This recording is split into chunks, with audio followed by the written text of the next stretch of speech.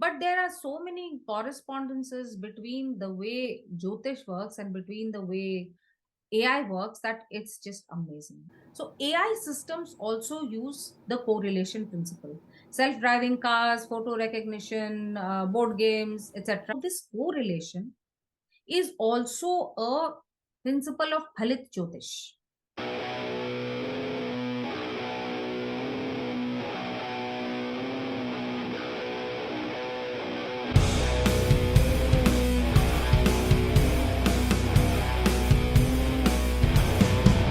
Hi everyone, welcome back to the WAC Indian History Podcast. I'm Utkarsh. Namaskar. Sumedha here, as always, Utkarsh's partner in this podcast. Yeah, I hope you all are having a great start to the new year. We certainly had a fun time with our first episode, but I think what happened is that we ran out of time and there was so much that we wanted to talk about, right? Yes, right, right. Yeah, and the way we look at it, the way I look at it rather, is that this episode is not a continuation but very, very interlinked to what we were talking about previously. Because what we had started talking about previously, we were talking about the Gregorian New Year. We then brought in the Indian calendar. We talked about how that links to the position of the planets, how it's a it's a map in time versus the Gregorian calendar, which is more of a mathematical calendar. So this one is going to be on something very interlinked to the position of planets, to the ancient Indian practice or field of studying them, and with this Jyotish. So what I'm going to do is, I'm going to tell you my evolving view on this.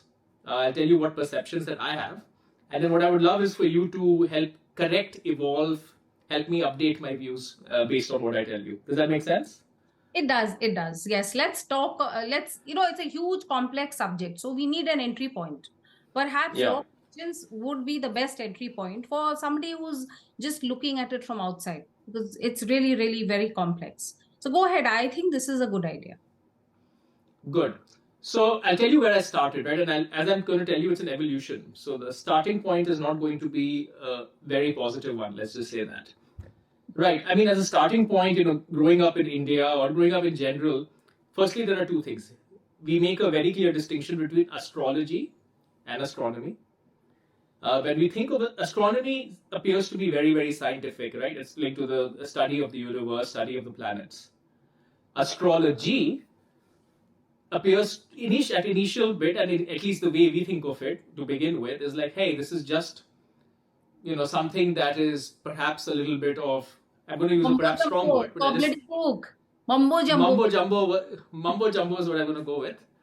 And it's kind of, in my head, I kind of link it to this entire new age movement where you have seances and you conjure up, that's kind of I'm just telling you where that was the starting point, right? I've Because read it has too many certain, Agatha Christie's. Okay, you've read too yeah. many Agatha Christie's.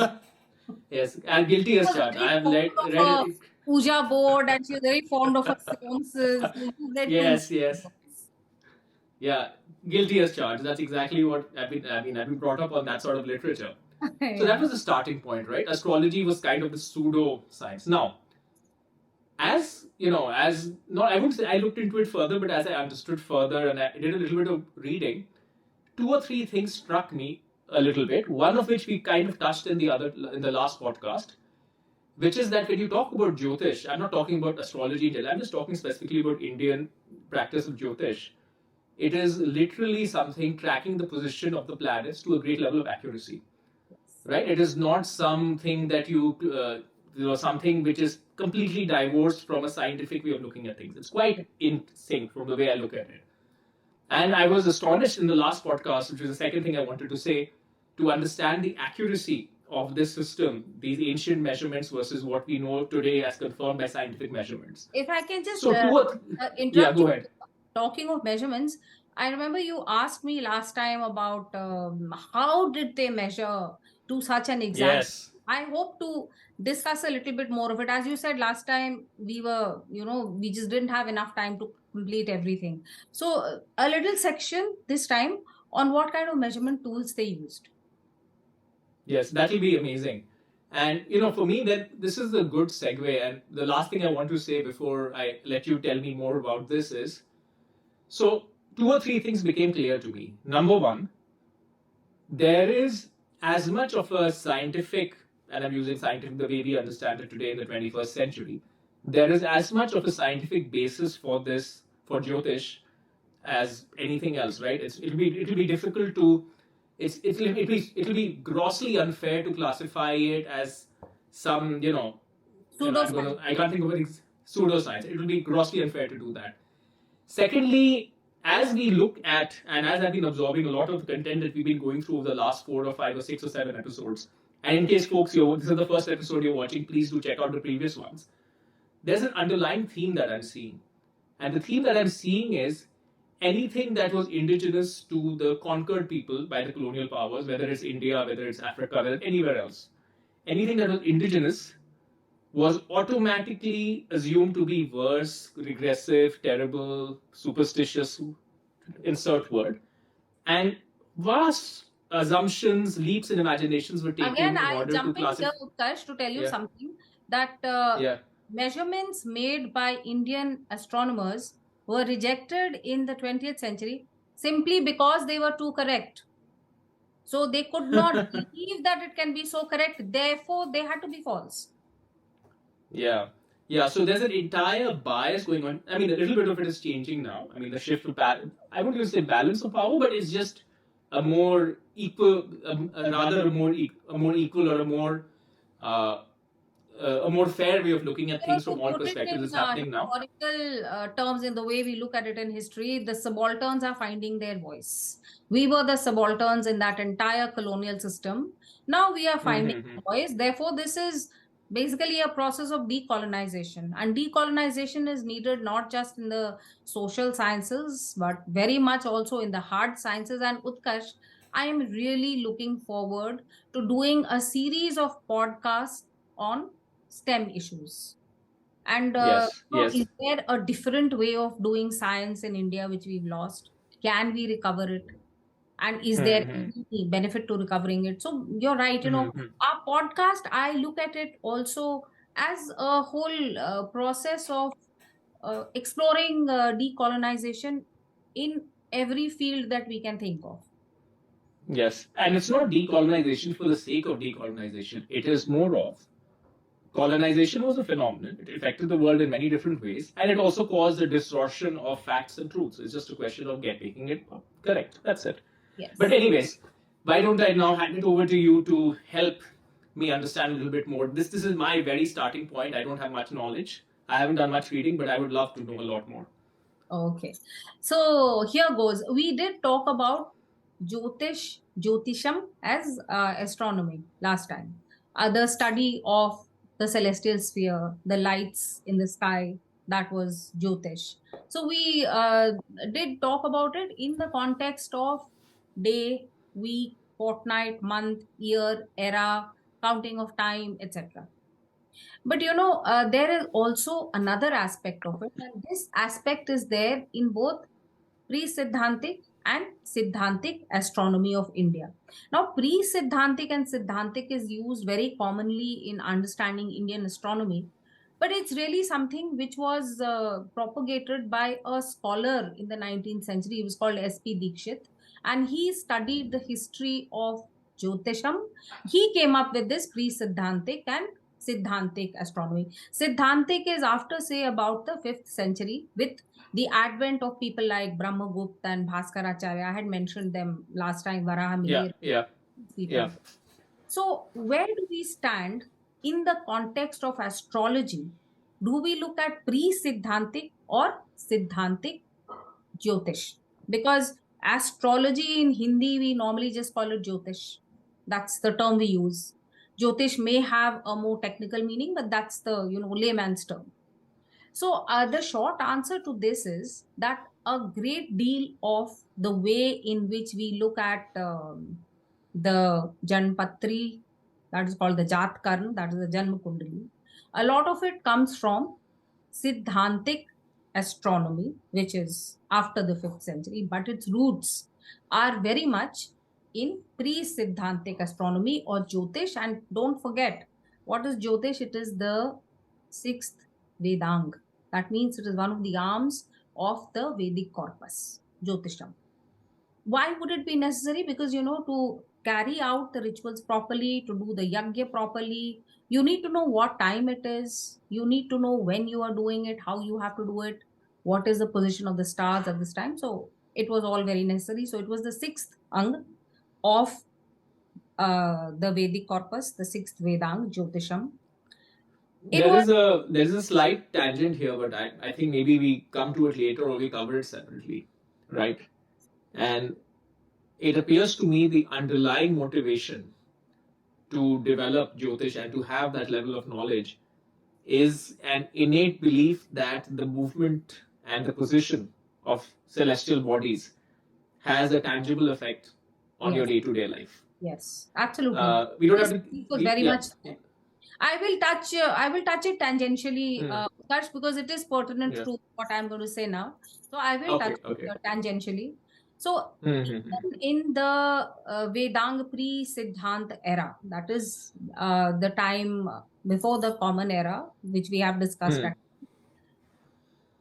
the idea that the movements in the celestial sphere had an impact on the earth very much there. So that is the reason why they wanted to know of the movement of the stars, and then they divided it into different spaces in the celestial sphere, the 27 nakshatras. The Just to click on that point. So the movement of celestial bodies impacting the planet Earth as a whole is fairly uncontroversial from a modern scientific perspective, right? Gravity, should be. simply put. Hmm. But for me, the idea of that movements affecting mine and yours life, So that I'll tell is you how it not. went. Yeah. I'll tell you Yeah. how it went. You know that the moon has an effect on the tides. There are other Yes. movements which have, very tangible effects on the weather, whether the Yeah. monsoon comes or 100%. not, Yeah. etc. So this was the effect that the ancients saw on the earth, on regions Hmm. of the earth, and that is where it started. That when Okay. this particular combination of nakshatra and rashi, etc., is there, then Hmm. these will be the effects on this region. Maybe too Hmm. much Hmm. rain will fall. Maybe rain will not fall. Maybe it will be too sunny. Maybe you should plant your crops at this time. So this Hmm. was Hmm. Hmm. how it became useful in terms of regions and geographical spaces on Earth. From Hmm. there, again, the idea that this also impacted human beings and individuals, it is from there that that idea came. So then we had two types of Jyotish. One was Ganit and one was Phalit. So Ganit is what we have, what we can perhaps call as astronomy proper. And Phalit Jyotisham is what we understand as Jyotish today. Phalit means what is the phal, what is the result. So Phalit Jyotish is the result of the movement of all these celestial sphere bodies on us as a whole, people, regions, areas, and as an individual. So Phalit Jyotish is what is called Jyotisham or Jyotish today. So you understand that difference, Ganit and Phalit. And the idea of it affecting us comes from the observation that it affects the things around us in a very tangible way. So that little jump that it also affects individuals is a very easy one to make. And Utkarsh, at the end or after we do the background, I do want to talk about causation versus correlation in Halit Jyotish, and correlation in the data sciences, and the use of correlation by AI. So there are some very brilliant young engineers who have been working and writing on this. I hope to discuss a bit of that with you at the end of this podcast. Yeah, I think that's an important one, and I'm really glad you mentioned AI and predictive algorithms, Yes. because just without giving the game away, but I was wondering whether you bring that up. I was going to ask, how does one make a jump from movement of affecting large, objects to individual lives? Well, I think when you have enough data and you see what's going on, Sometimes you can predict what's going to happen next. It's just Yes, a question of gathering enough data and multiple things. These are predictions at scale. I'm yes, still interested in how does this translate into predictions on individual level.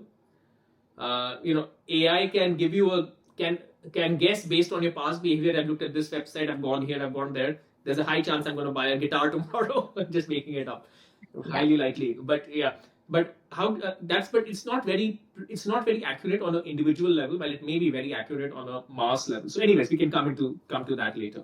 Yeah, and we'll just look at the parallels. And actually, Utkarsh, from my point of view, I just want to look at the parallels in basic principles. The basic principle Hmm. of correlation, the basic principle of discerning patterns through observation and through data. I think these are the two things I want to highlight, which seem to be Hmm. similar in the data sciences as well as in Jyotish.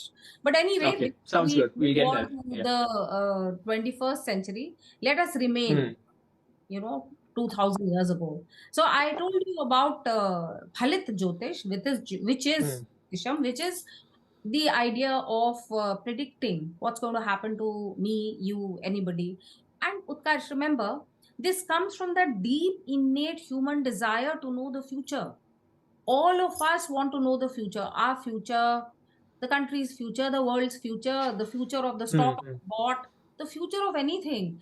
It's because the future is a kind of, unknown space, unknown area, that there is a great degree of desire to know, to control, to be able to perhaps fight off adverse circumstances, to be prepared in advance.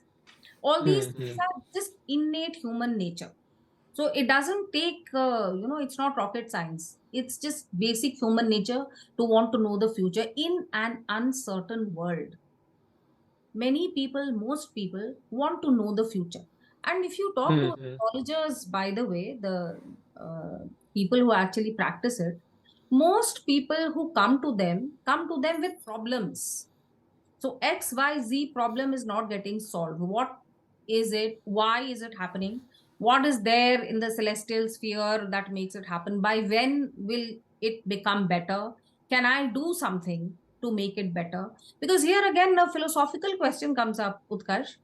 Is life deterministic, or is it does it unfold That's according? a whole different ball game. Yeah, Yes. but Yeah. that question does come in. Is it What deterministic? is the what is the Hindu view on that? No, so Jyotisham does not believe in any deterministic outcomes. Hmm. It will tell Hmm. you that yes, your lagna or your dasha is like this and this is Hmm. likely to happen. But there are many things that you can do to change those. And Hmm. also, they don't give you a thing like, okay, you are going to do this on this day or you will become this. The predictions are more, what can I say? uh, they are not like bold statements. They are indications, and those indications will come true in certain circumstances, may not come true in other circumstances, which is why it's such a complicated thing to predict. But Utkarsh, anybody who does even economic predictions knows that these things are not easy, and no matter Yeah. how data you have, it's not easy to always predict anything in the future. Talking of Yeah. data, I really want to, I'll just drop one thing here and we can perhaps come back to it. So during the Siddhantic age, which is of course the very early age of Indian astronomy, there was one rishi called Bhrigu. So he wrote something which is called the Bhrigu Sanhita. The Bhrigu Sanhita is a collection of 50,000 horoscopes of individuals. Remember how many thousands of years ago? It's a collection Hmm. of 50,000 horoscopes of people. And it became a database for research and study, and it was on the basis of this that the whole Navagraha and Janma Patrika, Jat Karm, all this was derived from this whole database. Now the Bhrigu Hmm. Samhita itself is no longer available to us. A part of it, it is said, is found in the Punjab, but it's just a small part of it. Then there was Hmm. something called the Brihat Parashar Hora, which was based on this and which was written. Some parts of the Brihat Parashar Hora are available to us, but there's a lot of controversy about that too. And that perhaps, at the end, I can tell you what are the books, what are the works according to which Jyotisham is being practiced, but I'll come to it later. Right now, I just want to say that the idea of observation and data collection, I have had occasion to say this before. This is the USP of the Indian way of looking at natural phenomena as well as social phenomena. Observe, collect data, and record it. So, in places for astronomy, we have data collected over not just hundreds of years, but even thousands of years. How is that? How does one explain that? It's very difficult to explain. There's a book on comets, for example. Ketu, comets are Ketu. So Mm-hmm. 101 comets are named. 101 comets, it's mentioned that there are 101 types of comets. 26 of them are named. And they are set in a chronological order, that this A comet will come 38 years after that B, 100 years after that C, so many years after that D. So there is somebody who's observing in a kind of continuous progression of time. So this was done by a parampara. A parampara was something which was, there was a guru at the top, and there were a lot of his followers who were in the same system and who worked with him to establish this parampara. Therefore, the death of one person did not mean that the parampara died. It went on and on for many, many years. So therefore, we have in the Vedic system, we have very, very long and large scale observations and measurements. These observations and measurements are the things that give this particular system its accuracy and its exactness. However, we also have to remember that this is a very old system. The way in which the system operated was interrupted by the Islamic invasion, but not completely finished. But by the time colonization came in, it just completely removed our system of education and imposed the Western one. So there has been a hard interruption in this, except in very small places, very few places where it goes on. There are also some young people, young scientists who are trying to bring it alive again. So remember, Utkarsh, to study something, some old astronomical text, you don't only need to be an astronomer, you need to be an astronomer who knows Sanskrit very well. You need to be able to read it. Mm. So, and you need to understand a number of things. An astronomer who knows nothing else will not be able to understand those texts. You have to understand the system of philosophy, you have to understand the tantra, which is the system of argumentation. So all this has been lost. So we have not been able to bring this excellent system into the modern age of the instruments and the ways in which we look at astronomy today. That Mm. is being done by a few people, but then, it's, let's see where it goes. Like I said, I really want to explore this STEM in India, what is happening, what's new, what's old. I really want to explore this. Mm.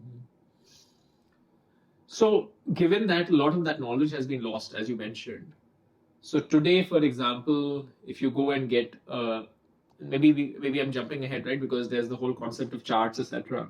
Hmm. Let's do this. Maybe you can come to charts, etc. Like linked, when people get married. What's the term called again? That's compared. मिलाते हैं. Kundli, right? Hmm. So two things. One is if you could just explain that entire concept. Maybe you'll get to it eventually. So I will. If you have that, To your yeah, question, I'll explain that concept of the yeah. Janpatrika. And maybe the underlying question for me is if so much of that knowledge has been lost, so still it's being practiced today. So how accurate is what is being practiced today? Right, given that a lot of this has been lost and cannot be perfectly correlated with modern scientific observations. Well, Utkarsh, I didn't mean to say that it cannot be correlated. What I meant to say is that whole tradition of observation and measurement and development of theories has been. Okay. So, Okay, so it's stagnant more than yeah, anything else. yes. And it's stagnant. I think the last it really flowered was in Kerala in the 16th, 17th centuries. There is a Kerala school of Aryabhattan astronomy, because they were Hmm. people who based themselves on Aryabhatta's system, and they worked brilliantly. There were people like Madhavacharya, etc., of whom I will have more to say in further podcasts. They work brilliantly within that system. But after that, in the way in which astronomy can be practiced now, because there are more precision instruments, etc., and there is a greater degree of capability of making observations, recording those observations, etc. So we just didn't reach there, and this is true in so many of these fields, that we stopped because of the Islamic invasion and colonization. The flow of knowledge, the tradition of the way in which this knowledge was acquired, it just stopped. So today, what we have to do is rediscover it, see if it makes any Hmm. sense. If it makes any sense, if it does any value addition, then do we go ahead with it? Because to think of it just as a historical curiosity and spend time on it, well, then that can wait. There are more important things to do. We have to Yeah. see whether it Yeah. is of the utility. That is something which needs to be done. And that's my outlook as a historian. I am interested in history generally because it's the past, it's interesting and fascinating, but also because Hmm. of Hmm. how it can help us today and in the future. And it is my firm belief, based on evidence and whatever I've read, that there's a lot of stuff that we can really use today, and I hope that we are bringing it out as we go on. But to come back Okay. to what you had asked about those charts, etc. So remember Hmm. the celestial sphere which we are looking at while on Earth. That celestial sphere is divided, that whole sky that we can see is divided into 10 spaces, and each of those spaces has different stars in it. These, sorry, not 10, 27. So these 27 spaces are called nakshatras with certain stars in them. All of them have names. Rohini is the most famous one. Now, these 27 nakshatras were later divided into, remember, 27 nakshatras means the whole 360 degrees, the entire celestial Hmm. Hmm. was then divided into 12 rashis. This was done by giving 4 padas to each nakshatra. So that makes 108. And then you divided that 108 into 12, and those became the 12 rashis, or the famous zodiac signs. You are not of the same vintage as me, Utkarsh. Otherwise, zodiac signs, and immediately you would think of Linda Goodman. Because Linda Goodman, I don't know, are you familiar with her? Not at all. Who's that? Oh my God, no. This is the generation gap, Utkarsh. I'd better not say anymore. I'll See, look her up Lincoln was after this. the person who wrote books on zodiac signs, and when we were in school and college, we used to devour those books. So it told So you, pseudoscience, basically. of course, pseudoscience, utter nonsense. But it was like candy reading. So it told you all about you and your career and your love life, and all the kind of things that one is interested in when one is. Did anything turn out to be true? I don't think so. It was utter rubbish. But she was very popular. She was really, really popular. So anyway, so the 12 rashis, you can understand them as zodiac signs, although they are not exactly the same. The periodicity and the division is a little different. But however, these 12 rashis are there. Then we have the concept of Navagrahas. You remember I told you last time also that there are 9 grahas, and these grahas are not the 9 planets, because graha means something which wields an influence on the earth. That is the meaning of that Greek grihnati. So this is Hmm. where we understand that these 9, whatever you want to call them, and we have named them grahas, they're wielding an influence on you, on the earth, as you sit on the surface of the earth. Now these are 5 of them are planets. Then there is the sun and the moon, and there is Rahu and Ketu. Rahu and Ketu are the northern node of the sun and the southern node of the sun. And the sun and the moon, you already know, they are not planets. And the way the Navagrahas are picturized, it's heliocentric. So remember that many thousands of years ago also, there was a knowledge and awareness that the system is heliocentric and not geocentric. So these are the Navagrahas. If you want to know their name in Sanskrit, so it's Surya, Chandra, Mangal. Mangal is Mars. Buddha is Mercury, Brihaspati is Jupiter, Shukra is Venus, Shani is Saturn, and then the northern node of the moon is Rahu, and the southern node of the moon is Ketu. So these, So these sound like the things that come up in like people say you've got Shani or something. yeah, I mean, I've yeah, heard yeah, yeah, something yeah, absolutely. colloquially. तुम्हारा शनि भारी है या Yeah, yeah. इस राशि में this particular graha is bhari, or some things are good, some things are So bad. why don't they consider anything beyond Saturn? Why not Neptune? Why No, not it's Uranus? not something beyond or anything. What was understood through a lot of observation and through a lot of data collection was that these were the elements which made the maximum impact on Earth. The choice has been made according to impact, not according to classification as planets, not according to distance from the Earth or anything else. Now, again, Okay. well, kind of anticipated one question. This is a very common question. Why these 9, 10? So, there is a young engineer from IIT Kharagpur, two of them actually, as well as the most famous astrologist of India. He's called K.N. Rao. So they have postulated this thing about data sciences and astrology. So they have said that these 10 are there to solve the problem of the curse of dimensionality as stated by data scientists. This means that there are far too many dimensions and you cannot capture all of them. So therefore, Mm. through a Prioritize. system, you bring them down to a number which is manageable. So that is what has been done. These are what have been seen as the ones which have the maximum impact on the individual and on various things on earth. So these become the Navagrahas. And you talked about the devaluation of Jyotish. Let me tell you another way in which it was done. So these are Navagrahas, right? Yeah. Graha was translated as planet. So planet is a 15th century term, comes from a root which means wanderer. So they just saw these moving, so they called them planets. They had their own ideas about how many planets there are, etc., etc. But to translate graha as planet is wrong. It's absolutely wrong. The concepts are not the same. So then there was a reverse comment. Look, they did not even know what a planet is. See, they're calling the sun and the moon planets. Look how unscientific and how stupid. You see how this works. First, you translate Yeah. it wrongly, and then you put it back, and then give a comment on how unscientific this whole system was. So everywhere we go, we will see this, and everywhere we go, we will point it out so that hopefully all of us, all of you who are listening to this podcast, will remain very aware of this issue of translation. Hmm. This issue of translation is a problem in the social sciences, it's a problem in the hard sciences, it's a problem everywhere. So anyway, so we have these Navagrahas, we have the individual. So what is a Janma Patrika?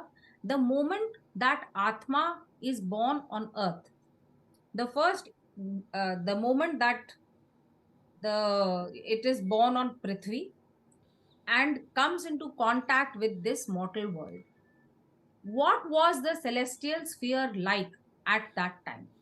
Where were all the grahas? Where, in which rashi were all the grahas? That is the whole point of the Janma Patrika. So the Janma Patrika has 12 divisions, and the movement of these navagrahas through those 12 rashis is what determines, not determines, but what influences the person. Hmm. That is what is Hmm. called a Janma Kundali, Janma Patrika, or Jatka. So Yeah. I think the word it can influence work. versus determines is also important, right? It's You're not important. making a Not hard. It's determined. not making a. Yeah. Yes.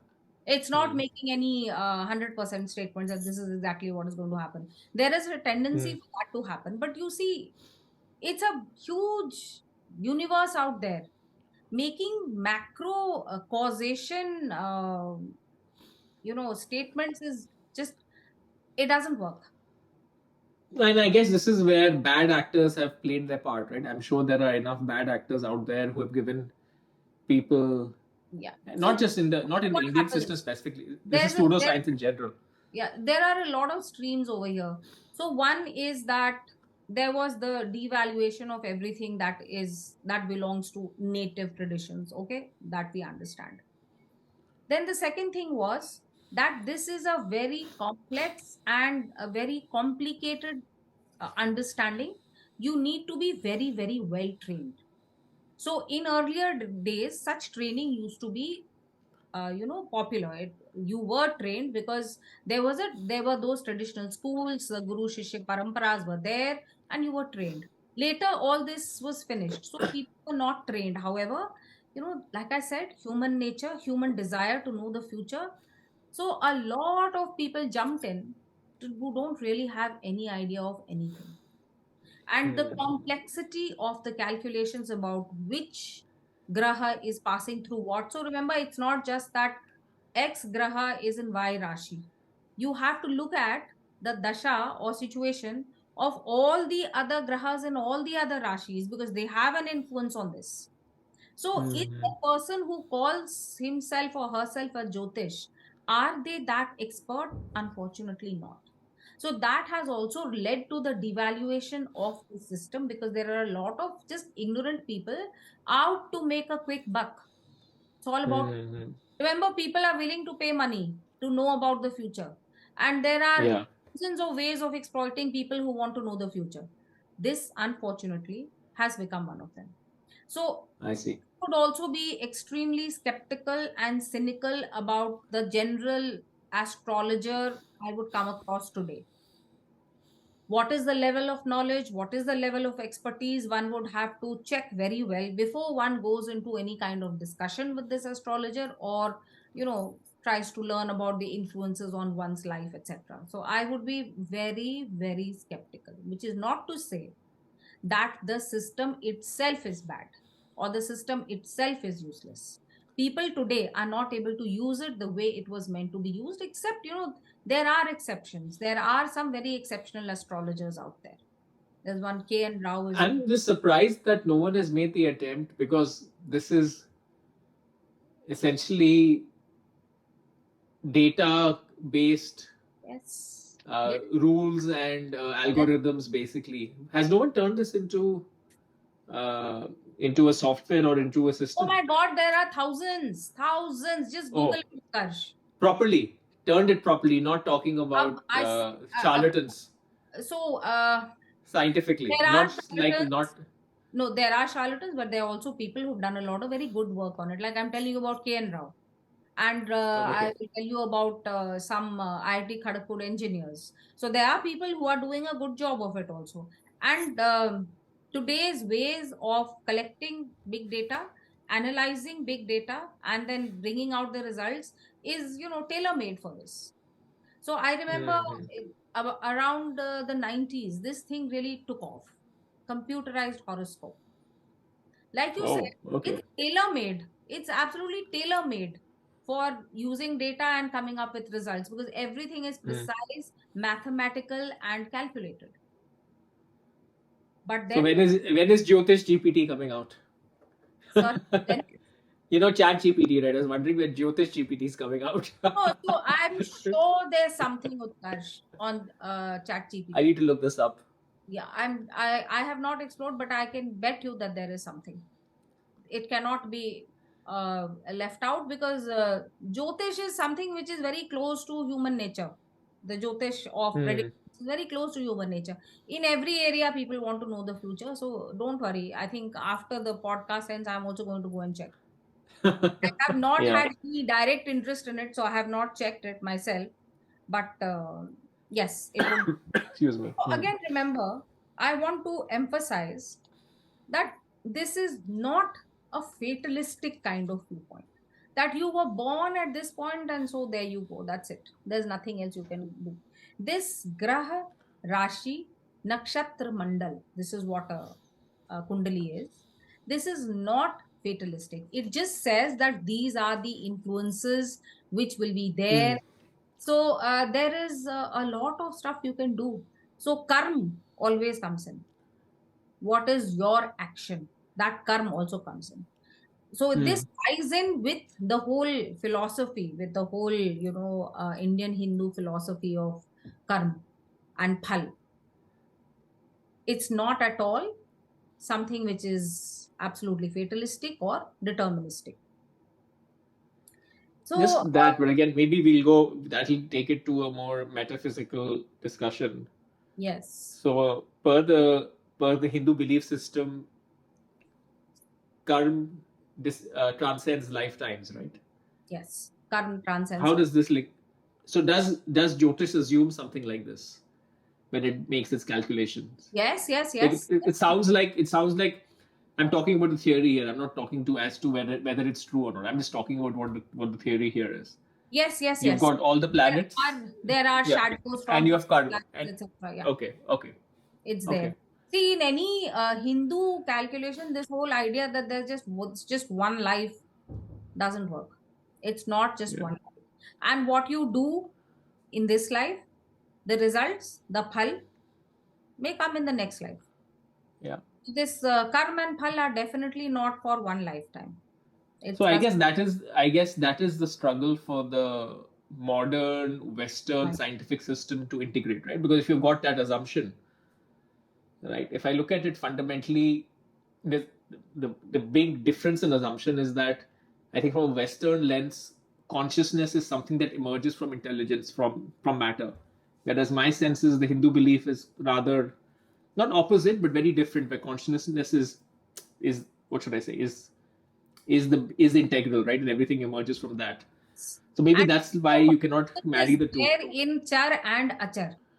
It's not just there in living beings, but in char and Hmm, achar. hmm, hmm. No, we Hmm, must hmm, hmm. do something on consciousness and we must do something on J.C. Bose, who did a lot of experiments in this area. Jagdish Chandra Bose, whose I've ideas heard of him, he obviously. Yeah. Okay. completely, Marconi appropriated his ideas and did his experiment and got the Nobel Prize and completely did not credit J.C. Bose, whose was the Hmm. first work in this area of wireless communication.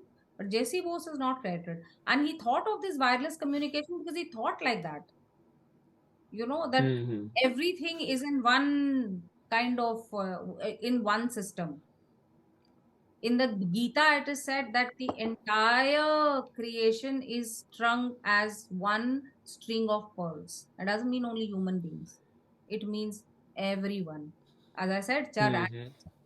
So, yes, these are the philosophical things and consciousness, Utkarsh. I think this is one area where modern Western science is stymied, doesn't know where to go. Hmm.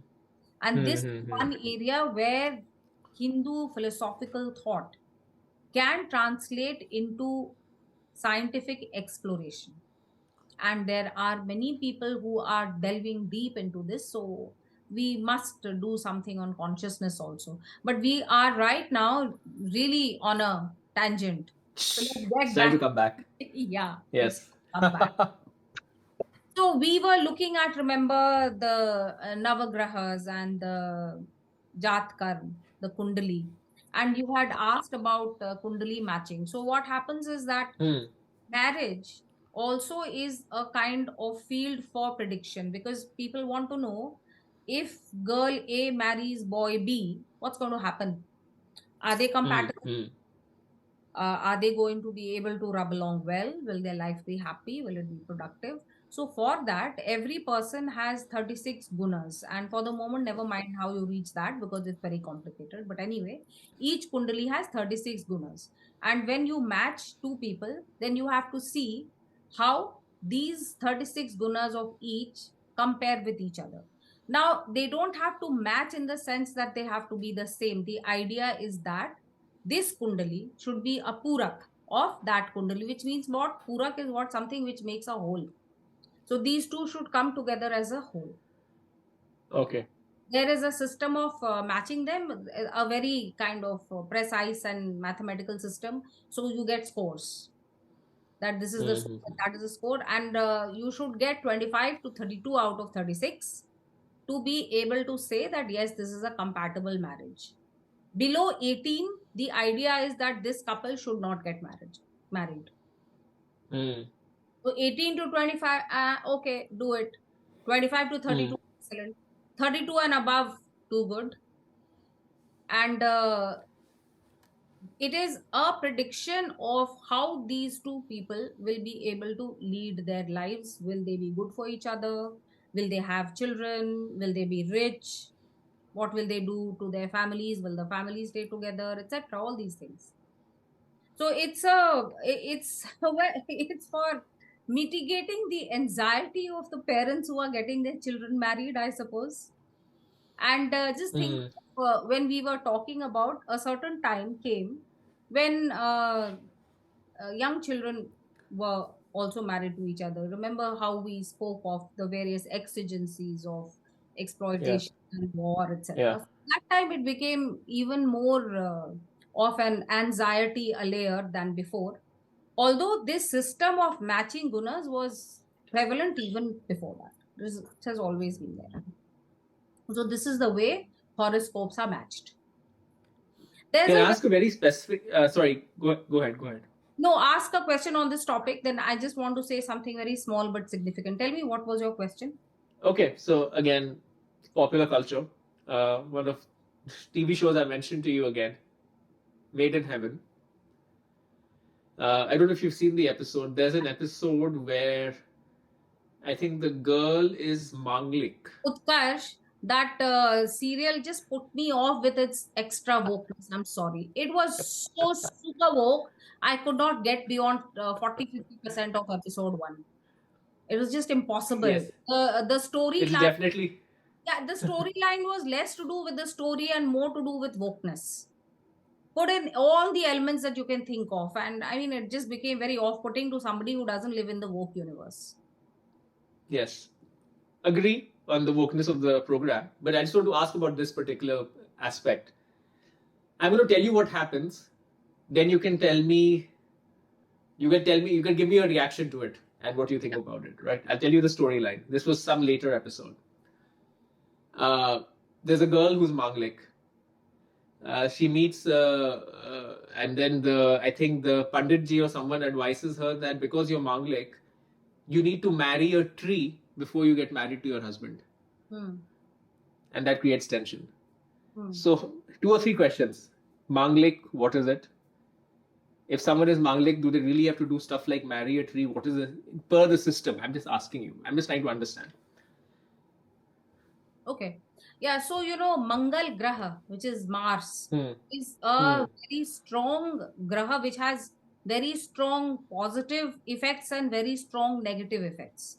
It has a Okay. very difficult influence on marriage. So, the individuals who are Manglik find it difficult to find their life partner. Sometimes their marriage is delayed, etc., etc. So, that is the meaning of Manglik, which means that there is a very heavy influence of the planet Mars, Okay. Okay. and it definitely in the area of marriage it means trouble, that the person Hmm. will not be able to find their life partner so easily. Hmm. Now, Hmm. as far as marriage, and then if they find their life partner, then maybe the effect of their Mars on the life partner will also be a negative one. So that person can fall ill, or that person can die, etc., etc. Some misfortune can Hmm. befall that person. So remember that when two individuals get married, then their destinies are interlinked, and the janpatri of one and the janpatri of the other then start influencing each other also. Hmm. That's the thing. So that's what Manglik means. Now, as far as marrying a tree is concerned, the idea is to kind of, cheat fate, to make a fool out of fate.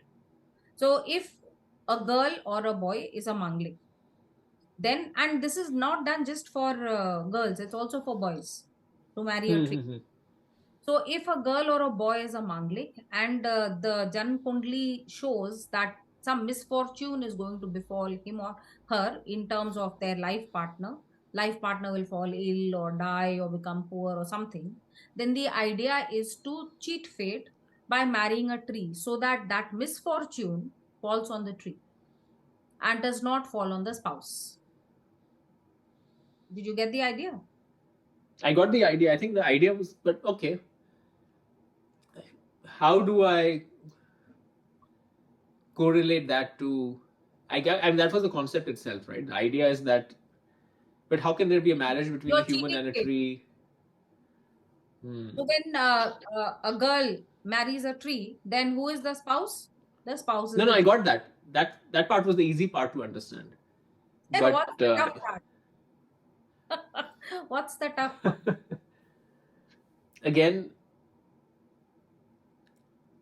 see, No, no, when say it it comes as to, politically incorrect as you like. Go ahead, no, say I'm it. not trying to be politically incorrect. I'm just trying to say it in a as clear way that I can, which is I understand movement of planets impacts you, marriage. When you're getting married, you're spending time together. Hence, obviously, you're influencing each other. Utkarsh, don't look for very profound meaning in this. This is a human Okay. reaction to try and stave off misfortune. So it's really like, Okay. I'm going to cheat Lady Luck.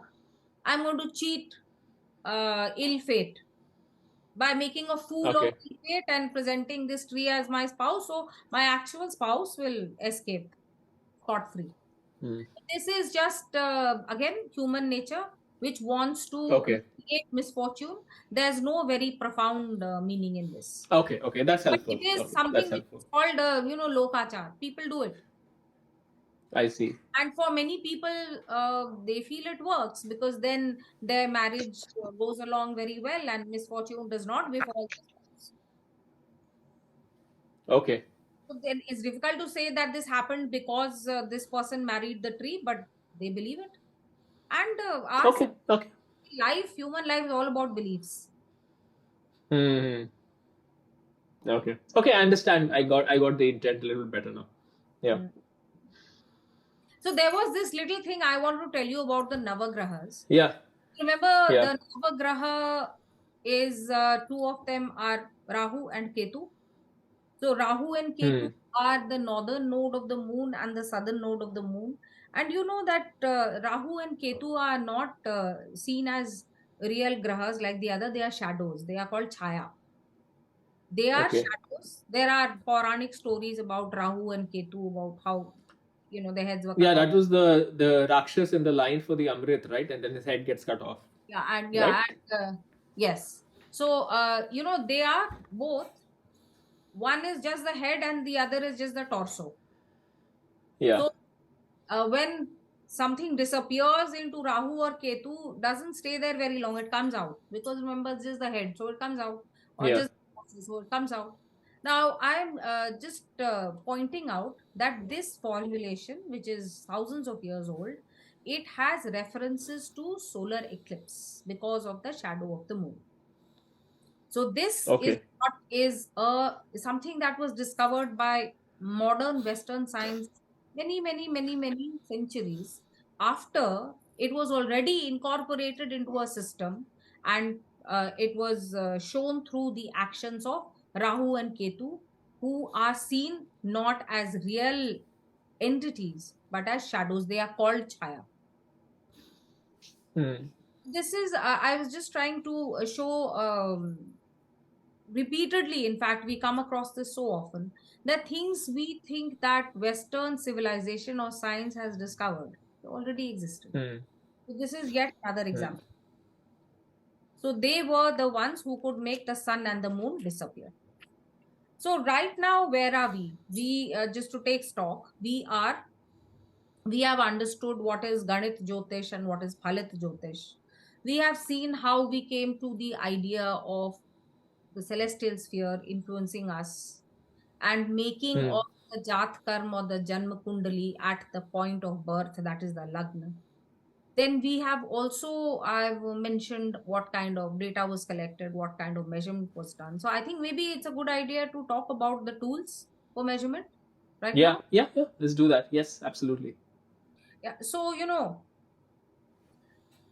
there were tools which were very ancient. So the most ancient tool is the Shanku, which is the gnomon, which is that little thing which is at the end of a string. You know what a Shanku is? A gnomon. Then I think, Utkarsh, for the purposes of this podcast, we will put an image of that right now so that people can Right here. right. So that is the oldest is the Shanku. Then the next is the Ghati. The Ghati is a water clock, and it's called Okay. a clepsydra in Western terms, and Okay. Ghati is a water clock. These are the Hmm. oldest. which Okay. was used by for. And there is an interesting paper which I can link to over here, where someone has tried to do some calculations using these old tools and come to within 1 degree of accuracy. So the accuracy Okay. of these tools is pretty good. It is very, very good. Hmm. Which is why I told you that, some people rejected it because it can't be true. So obviously it's So they false. didn't have. So they didn't have telescopes. So they are measuring whatever the naked eye can see only. Yes. At the time, yes, no telescope. So like I said, it was So fully maybe that. different things. Maybe that's why they couldn't tell about the outer planets because they couldn't see it. I'm not sure. I'm not clear actually which planet you can see it from the naked eye. I'll have to look this up. Yeah, that is something that even I have really nothing to Hmm. say about. Maybe we can just explore this point and Yeah. Yeah. we'll come Hmm. back to you on this about the two other planets, not grahas, remember, but planets. Yes, planets. So other than that, there was also something which was called a Gol Yantra. Now I am coming to the Siddhantic period, which is after the 5th century. Hmm. So these Hmm. very Hmm. brilliant individuals such as Brahmagupt, Bhaskaracharya, Lalacharya, Varahamir, etc., they also invented a lot of these things. So there was the Gol Yantra. Okay. I'm sure you know the armillary sphere, which tries to represent the celestial sphere through various interlocking spheres. Again, put an image here. That Gol Yantra used to exist, this armillary sphere. Aryabhatta, Okay. time of Aryabhatta, the Gol Yantra used to exist. Then you had something which was called the Phalak Yantra, something which is called the Kapal Yantra. A Phalak Yantra and Kapal Yantra is like, these are like sundials. Then there was Okay. also something which was called, which was something like a sextant, which was invented by Bhaskaracharya. So there is a fragment of a certain astronomical work which is mentioned by somebody else in yet another work, in which Hmm. about 7, 8 of these yantras are mentioned. The Chaya Yantra, Dhanur Yantra, Yasti Yantra is the staff, Chakra, Loya, Ghatika, Shanku. So all these were used to see the movement of the sun, the movement of the stars, the movement of time, and to measure these. Through these measurements, through a very super intelligent and very complicated, complex analysis, many Hmm. results were arrived at which are astonishing even today. So this was this little thing I wanted to speak about the tools, because last time we didn't have enough time to speak about the Hmm. tools. Hmm. So these were perhaps rudimentary tools, and when we actually present this podcast, we will have pictures of each of these tools. We'll put the pictures on of each of these tools so that you Hmm. can see what they were. And Okay. And how far back do these tools go? These are like you said, from the like fifth, you said, right? the Vedic. yeah, the Shanku and the Ghatika, that is the water clock, and the gnomon, they are very Hmm. old. Hmm. They are, Vedic period. But Hmm. Hmm. Hmm. the others, for example, the Hmm. Golyantra, the armillary sphere, they would date from around the 5th century of the Common Era. Hmm. Okay. And the sextant Got and it. these, yeah. Hmm. Hmm. Hmm. So there were Okay. very complex tools also for these measurements. And some of these very brilliant individuals made up those tools because they needed to achieve certain measurements. So they made up those tools. Hmm. Hmm. Hmm. Yeah. So these Yeah, are, it just strikes.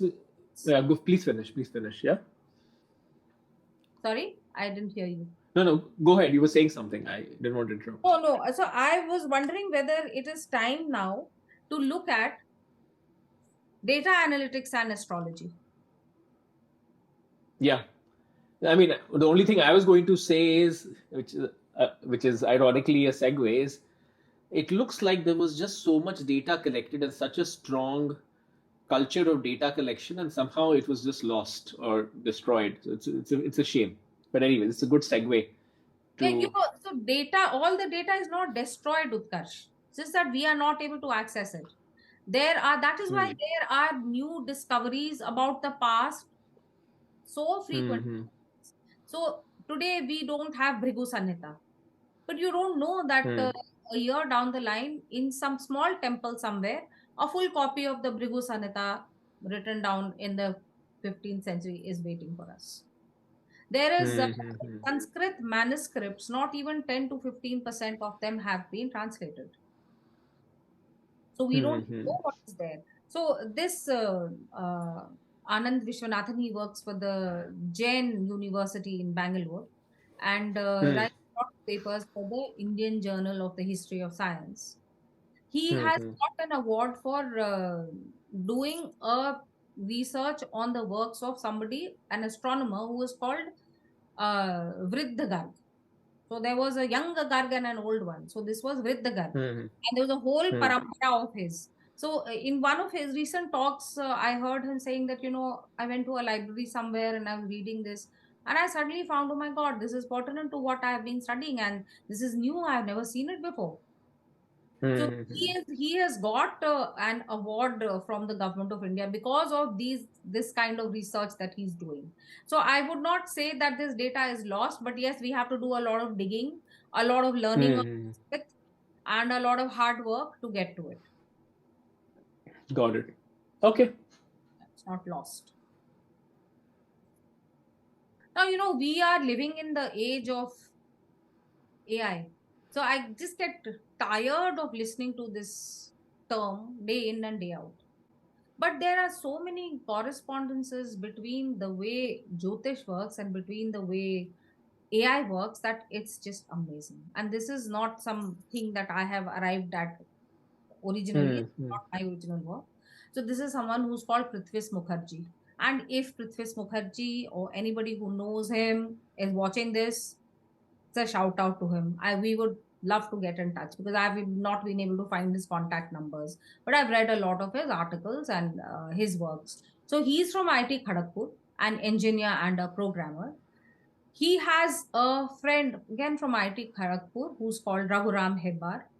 Both of them have got together with K.N. Rao, who is the foremost astrologer of India today. He's a very old man now and not in a very good shape, but he's the foremost Vedic astrologer of Halit Jyotish today.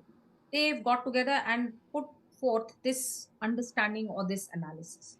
So, if we use correlation as a principle instead of causation, so AI systems also use the correlation principle. Self driving cars, photo recognition, board games, etc., are based on artificial neural networks.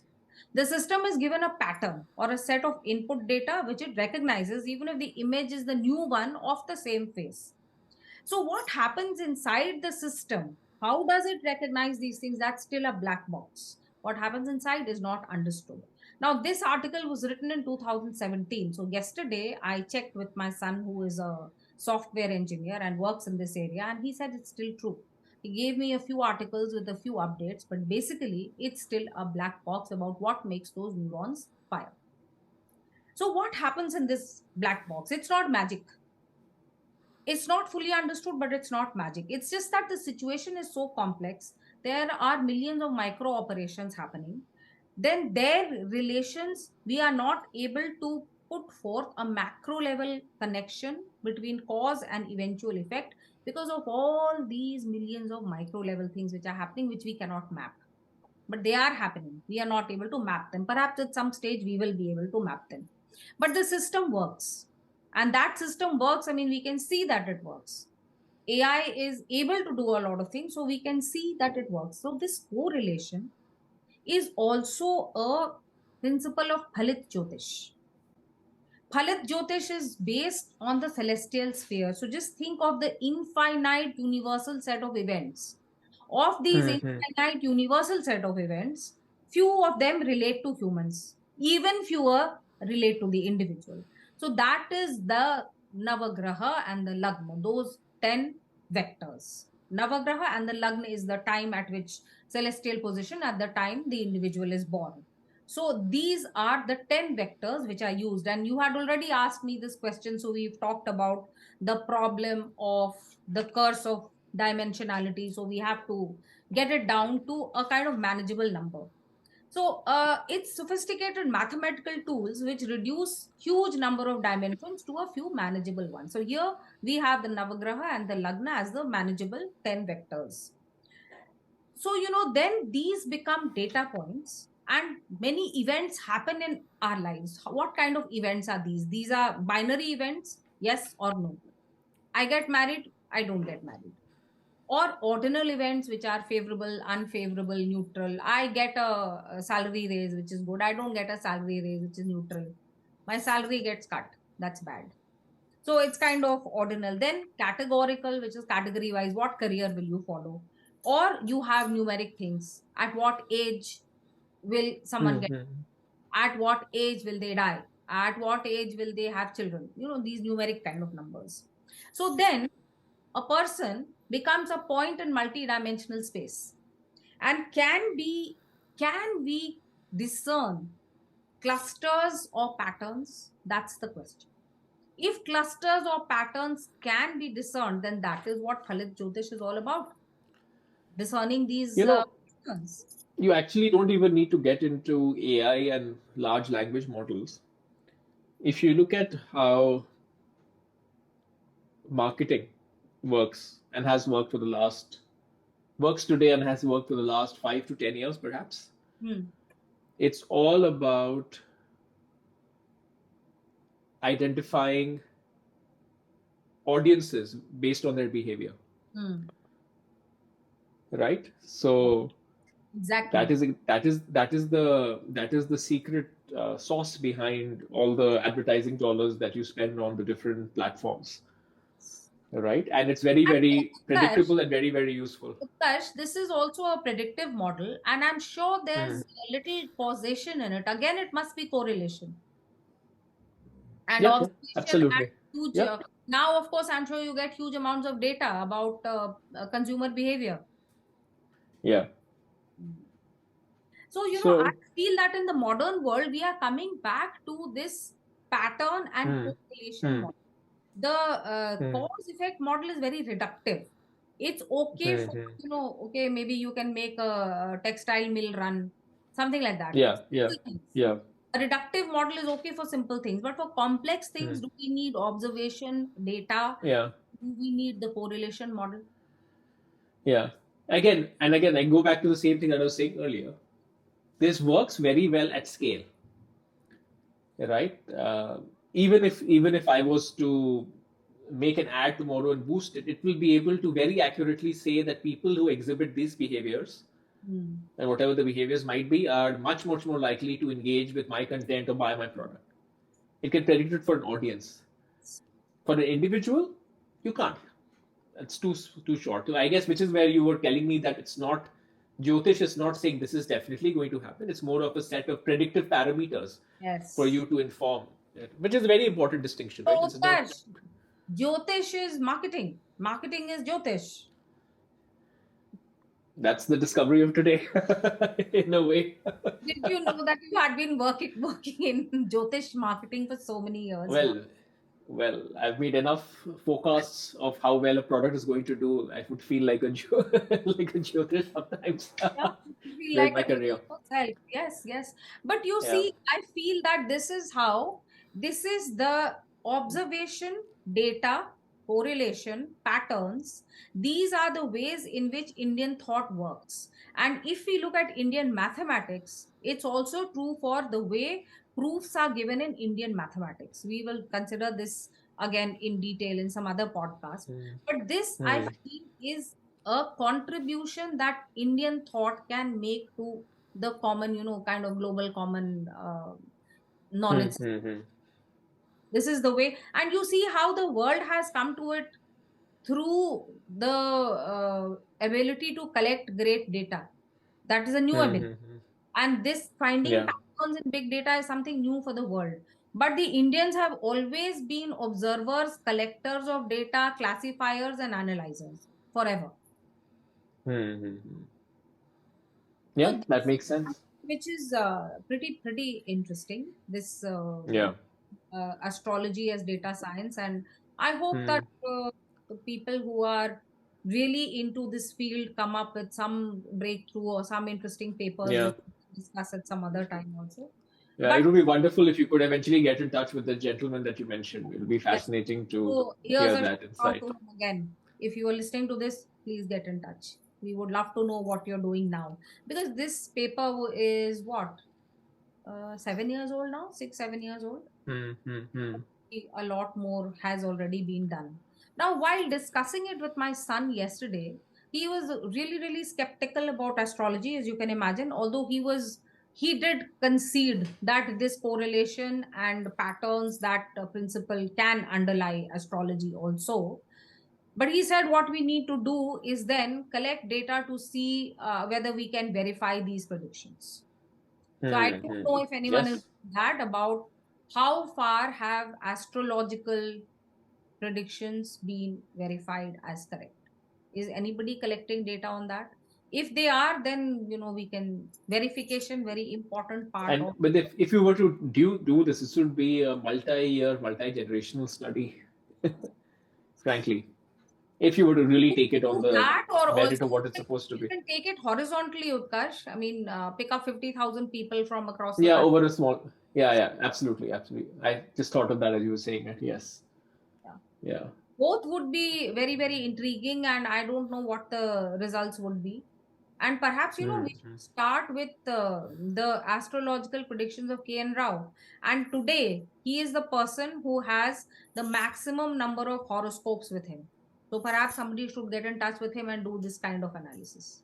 That would be Hmm. really useful. Yeah. Very interesting. Um, there's one more thing I wanted to ask. Was there anything else you wanted to cover on this particular bit? I was, no, not on this bit. I thought we would move on to the next interrelated aspect, interrelated topic, palmistry, numerology. Yes. Yes. Please tell me how. Is this my lifeline? Is this what is it supposed to be? No, I am sorry. I am not an astrologer. I'm a historian of astrology. So I am not going to be able to tell you anything much about anything at all. However, when I was younger, I have had my share of reading all the books of Kiero and reading up on numerology and looking at each other's hands. I've done my share of palm reading. But palmistry is extremely intriguing. It's in Greek, it's called chiromancy. It was banned by the church. It was one of the dark arts banned by the church. But the origin of this palmistry or chiromancy is, I find, very much shrouded in a lot of vagueness. So it is attributed to India. It is Mm-hmm. attributed also to Egypt, to China, to Greece. So the links that are shown are extremely tenuous. I was reading an article yesterday about where they purported to say that palmistry emerges from the Valmiki Ramayana. Now, I have translated the Valmiki Ramayana and published it in 2016. I am afraid I did not find palmistry over there.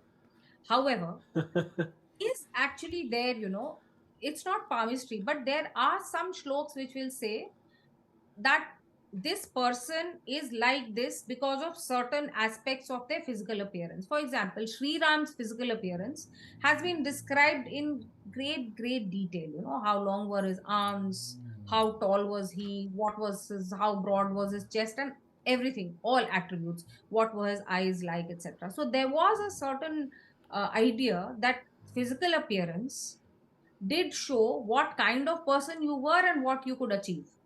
So you can perhaps see that palmistry can come from this kind of idea, but as I said, it's very, very tenuous. What is Mm-hmm. also connected with is the gypsies, the Romanis. So gypsies Mm. are the ones who, they popularized this reading of palms. Gypsies are said to have come from India. So perhaps, that's the other connection between India Mm-hmm. and palmistry. So it really uh, took, caught pace in the 19th century. Remember the 19th, 20th century, again, we were joking about Agatha Christie, but at the time, whether it be Arthur Conan Doyle, Agatha Christie, or Dorothy Sayers, all these writers, very popular ones, they were very much into supernatural things. They were very much into predictions. They were very much into predictions of the future. So there was a wave of this across Europe. So there was a gentleman who was called William Warner. He was born in 1866 and he died in 1936. He is the one who popularized palmistry, almost, one of the greatest persons to popularize palmistry. So his name, Kero, is the name for palmistry, more or less. He has written a number of books. I have read quite a few of those books. And he is a person who really made palmistry very, very popular. Palmistry has very little connection with Jyotisham, either Ganit or Phalit Jyotish, because Hmm. that is all Hmm. about the skies. This is about your hand. Hmm. Hmm. The idea that your physical appearance can show what you will do or what your future will be is there in Vedic thought. But this kind of, what these lines mean, that is not there. But palmistry is associated with India, associated with Indians, and it's very, very popular. It's popular even today. Just Google it. You will get thousands of, people will try to get money Hmm. Hmm. by reading your palms. And you go to any market, you will find at least 5 or 10 palmists sitting there or astrologers sitting there. Read the section, Hmm. classified section of the newspaper today in India, and there will be literally dozens and dozens of astrologers and palmists and numerologists offering their services. So of course it's Hmm. human nature to look for these predictive patterns of the future, and also, Hmm. it's a way of dealing with problems. So if Yeah, it's also not just specific to India. So I'll tell you something that really astonished me here in Singapore. Uh, what's your car plate number? Like, do you remember it, or did you think twice about what you got? No, not at all. I also did. I don't think about it. In Singapore, there can be tremendous bidding for Oh, tens of thousands of dollars for the right number. for Now lucky there are number. two aspects to this. There are two aspects. One aspect of it is a shorter number is like a status symbol. There's one aspect like that. Oh. But then there is So also a big shorter aspect number means about what? Just one number, 5 or 4 or something like whatever, two numbers or three numbers, like SG1, something like that, making it up, right? Singapore one. that. Probably somebody has it. I don't know who has it. There's that. But there's also Somebody an paid aspect of thousands of dollars for it. hundreds of thousands, probably. Uh, and then there's the aspect of having the right number. Of course, for Chinese, of course, 8 is very lucky. I remember a house we really liked, not the one that we bought now. We really wanted to buy it. The number was 208. So the guy was like, it's got 8 in it. Hence, he was asking for 5% more than normal, 5 or 10% more. And I was like, I'm not paying 5 to 10% more for the number 8. I could care less what the number is, as an example, right? But what I'm trying to say, it's not specific to India. I think, especially in Chinese culture, the number is 4 is unlucky, 8 is good. Yes, so this is human nature, Yeah. and people have Yeah. thought out their own ways of dealing with the unpredictability of life. We live in a vast cosmos. We are dots in Yeah. that cosmos. If you start thinking about the unpredictability of your city or town, country, earth, solar system, cosmos, it's mind-boggling. So these are ways Mm-hmm. of making sense of it. And these are ways of trying to understand it, and I don't think there is any harm in it. It's more or less, it's harmless, except if it, if somebody starts extorting stuff or influencing you psychologically. Mm-hmm. That Mm-hmm. is, I think, the bad part, because I'm not one of those people who like to brand things as superstition and throw them out. All these things are part of being human. They should just Mm-hmm. be in such a way that they don't have any negative consequences on us, and that we Yeah. exploited. Yep. Makes sense. Makes sense. Uh, yeah, quite a bit to think about, as it always is at for most episodes. I'm just curious to read up a little bit more on this. So, what would be a good resource to read up a little bit more about the nakshatras and the grahas? Any recommendations? Utkarsh, I did come up with a list of books, but I somehow doubt if you're going to be able to read them or anybody No, else. I don't think I can read big books. I need something compact, something suitable for the modern. No, I'm just joking. No, but the basis for Yeah. Jyotish is Bhrigu Sanhita, and since it's almost lost, there is that Brihat Hmm. Parakshar Pura.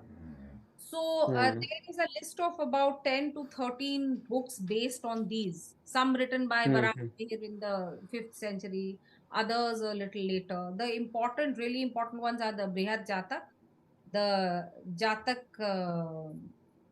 Parijat, the Hmm. Sarvar Chintamani, the Sarvavalli. But then this is not going to make sense to you. So what I'm going to tell you is read the books of K.N. Rao, Okay. easily available on the internet on Amazon.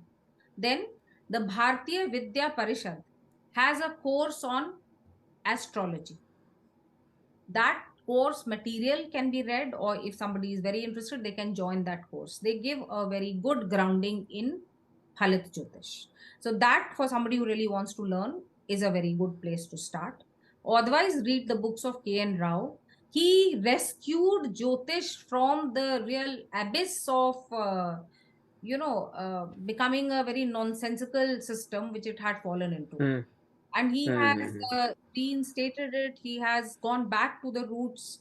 So he has written a series of very informative and very accurate books on astrology. So I Hmm. think these two, take the course, read the books of K.N. Rao.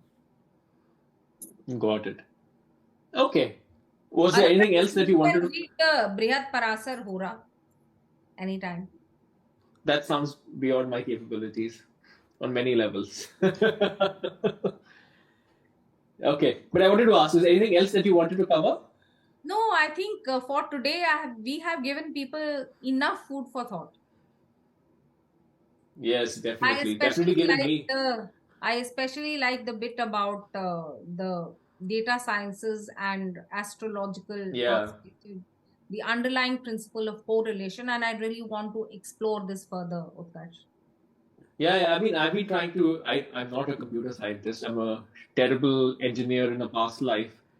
But I've been just been fascinated by trying to understand how exactly large language models work, and now this whole and the correlation aspect, and now thinking with Jyotish is very fascinating. So yeah, definitely something to explore further, and hopefully we can actually do an episode on it with the right folks at some particular point in time. That Yeah, would be one folks who aspiration. know about this, please get in touch. We are looking for you. Yeah, Folks who are yeah, working. because yeah, I'm a terrible engineer. I've even forgotten how to integrate and differentiate and use calculus. So I'm not the right person to do this. Anyways, I hope this was helpful for all of you. As always, it was very enlightening for me. Uh, let us know your questions. If you know more about this, please let us know. We are hungry and eager for information as well. It's not only a one-way street. Yes. Yeah, wonderful. So thanks for joining and have a great time. Take care. Namaskar, and see you again next time with an equally fascinating topic. Absolutely. See you. Take care.